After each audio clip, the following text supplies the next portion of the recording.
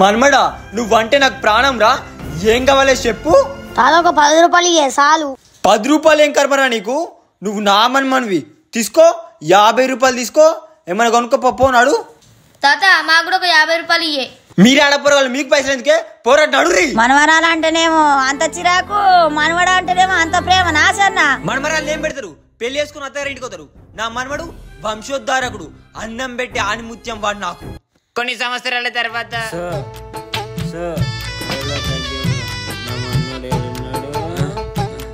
అరే మన్మదా అన్నం తీసుకురా బిడ్డ, ఆకలి బాగా అవుతుంది, పొద్దెక్కిందిరా.